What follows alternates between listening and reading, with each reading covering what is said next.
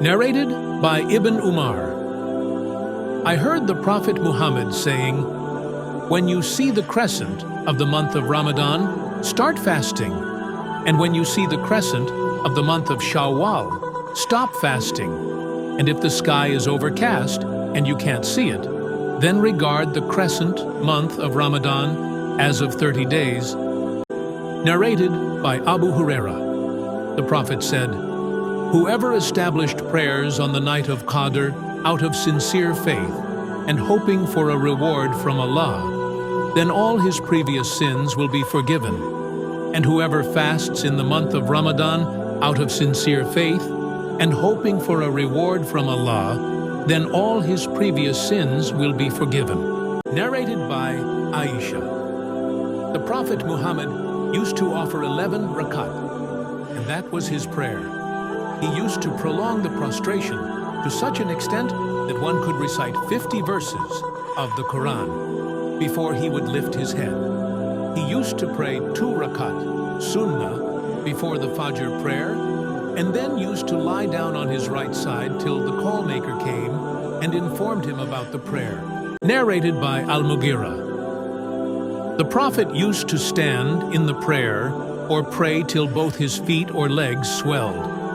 He was asked why he offered such an unbearable prayer, and he said, "Should I not be a thankful slave?" Narrated by Abu Huraira. I heard the Prophet Muhammad saying, "If there was a river at the door of any one of you and he took a bath in it 5 times a day, would you notice any dirt on him?" They said, "Not a trace of dirt would be left." The Prophet added, "That is the example of the 5 prayers with which Allah blots out, annuls, evil deeds." Narrated by Anas. The Prophet Muhammad said, "Do the prostration properly, and do not put your forearms flat, with elbows touching the ground like a dog. And if you want to spit, do not spit in front, nor to the right, for the person in prayer is speaking in private to his Lord." Narrated by Abu Sa'id al-Khudri.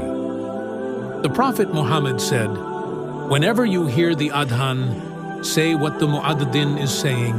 Narrated by Umar bin al-Khattab. I heard the Prophet Muhammad saying, "The reward of deeds depends upon the intentions, and every person will get the reward according to what he has intended.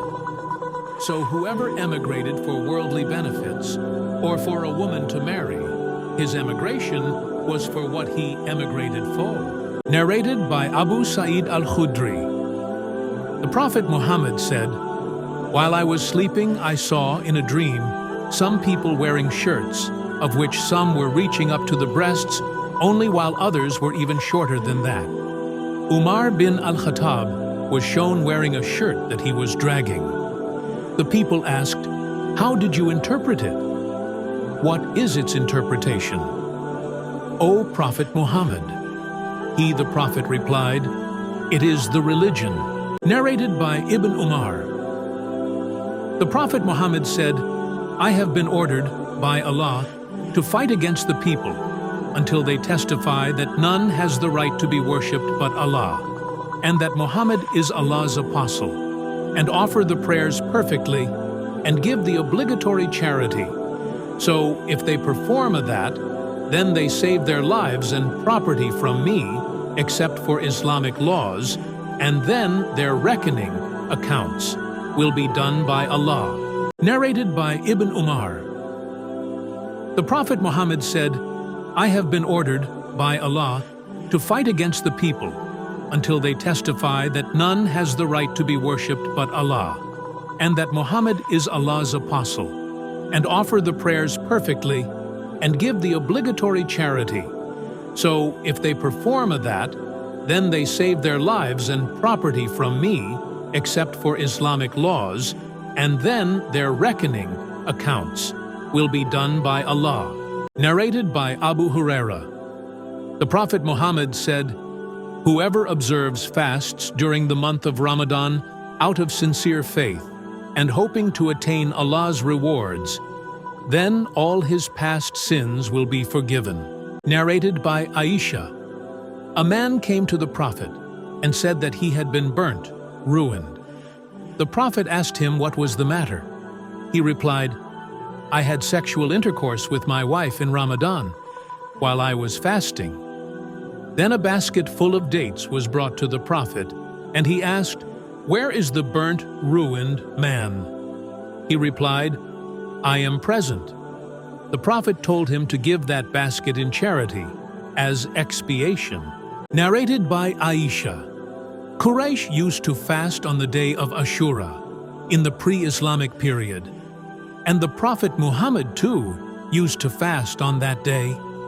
When he came to Medina, he fasted on that day and ordered others to fast too. Later, when the fasting of the month of Ramadan was prescribed, he gave up fasting on the day of Ashura, and it became optional for one to fast on it or not. Narrated by Abdullah bin Umar. The Prophet said, "Night prayer is offered as 2 rakat, followed by 2 rakat, and so on. And if you want to finish it, pray only 1 rakah, which will be witr for all the previous rakat." Al-Qasim said, "Since we attained the age of puberty, we have seen some people offering a 3 rakat prayer as witr, and all that is permissible. I hope there will be no harm in it." Narrated by Abdullah bin Umar.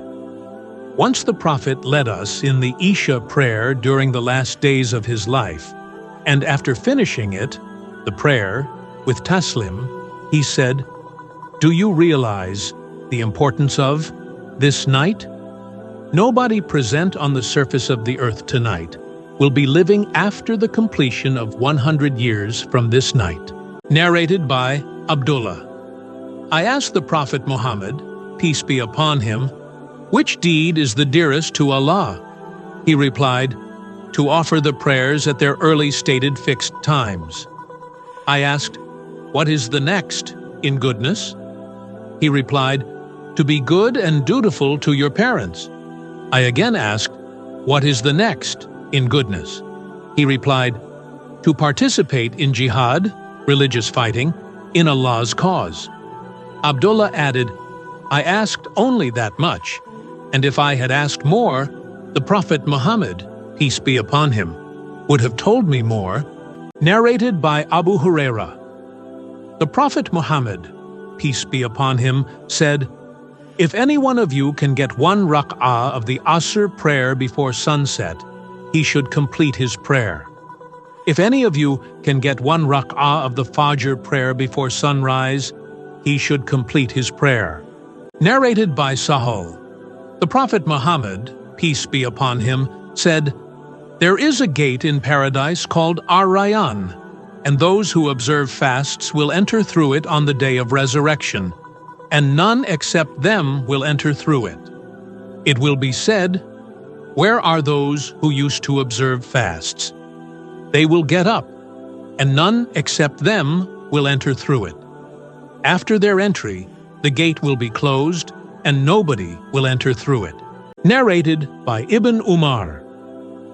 Some men amongst the companions of the Prophet were shown in their dreams that the night of Qadr was in the last 7 nights of Ramadan.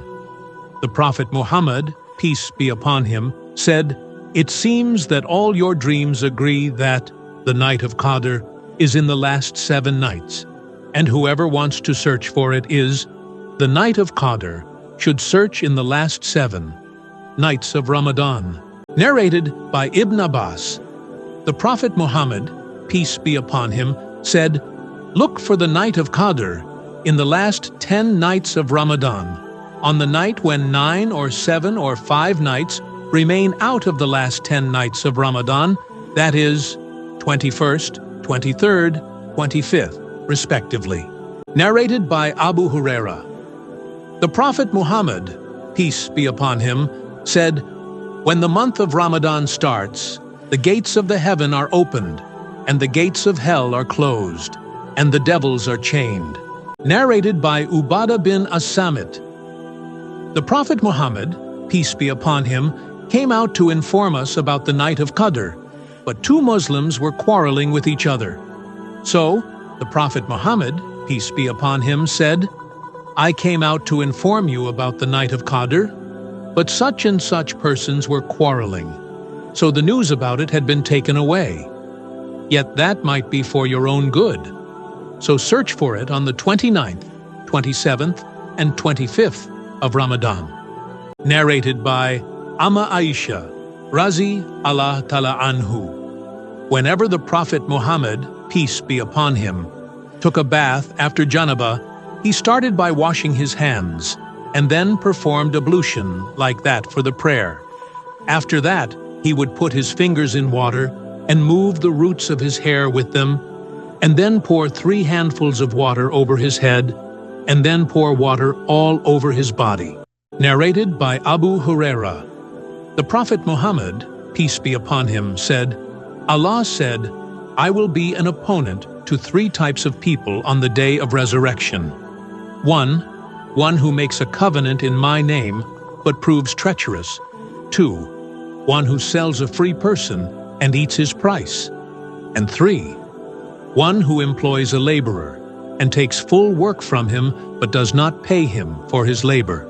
Narrated by Uqba bin Amir, that the Prophet Muhammad, peace be upon him, had given him sheep to distribute among his companions, and a male kid was left after the distribution. When he informed the Prophet Muhammad, peace be upon him, of it, he said to him, offer it as a sacrifice on your behalf. Narrated by Qais. When Abu Huraira, accompanied by his slave, came intending to embrace Islam, they lost each other on the way. When the slave showed up, Abu Huraira said to the Prophet Muhammad, peace be upon him, I make you witness that the slave is free for Allah's cause. Narrated by Abu Sa'id al-Khudri. The Prophet Muhammad, peace be upon him, said, the taking of a bath on Friday is compulsory for every male Muslim who has attained the age of puberty. Narrated by Abu Huraira. The Prophet Muhammad, peace be upon him, said, if I had not found it hard for my followers or the people, I would have ordered them to clean their teeth with miswak for every prayer. Narrated by Abu Huraira. The Prophet Muhammad, peace be upon him, said, if I had not found it hard for my followers or the people, I would have ordered them to clean their teeth with miswak for every prayer. Narrated by Abu Mas'ud. The Prophet said, if a man spends on his family with the intention of having a reward from Allah, sincerely for Allah's sake, then it is a kind of almsgiving in reward for him. Narrated by Umar bin al-Khattab. I heard Allah's apostle saying, the reward of deeds depends upon the intentions, and every person will get the reward according to what he has intended. So whoever emigrated for worldly benefits or for a woman to marry, his emigration was for what he emigrated for. Narrated by Abu Huraira. The Prophet said, religion is very easy, and whoever overburdens himself in his religion will not be able to continue in that way. So you should not be extremists, but try to be near to perfection and receive the good tidings that you will be rewarded, and gain strength by worshipping in the mornings, the nights. Narrated by Ibn Abbas. Prophet Muhammad was the most generous of all the people, and he used to reach the peak in generosity in the month of Ramadan when Jibreel met him. Jibreel used to meet him every night of Ramadan to teach him the Quran. Prophet Muhammad was the most generous person, even more generous than the strong, uncontrollable wind, in readiness and haste to do charitable deeds. Narrated by Sa'd bin Abi Waqqas. Prophet Muhammad said, you will be rewarded for whatever you spend for Allah's sake, even if it were a morsel which you put in your wife's mouth. Narrated by Anas bin Malik. The Prophet said, facilitate things to people concerning religious matters, and do not make it hard for them, and give them good tidings, and do not make them run away from Islam. Narrated Ami Aisha Razi Allah Ta'ala Anhu, the mother of the faithful believers. I said, O Prophet Muhammad, peace be upon him, we consider jihad as the best deed. The Prophet Muhammad, peace be upon him, said, the best jihad for women is Hajj Mabrur. Narrated by Anas. Whenever the Prophet asked permission to enter, he knocked the door thrice with greeting, and whenever he spoke a sentence, said a thing, he used to repeat it thrice. Narrated by Jarir.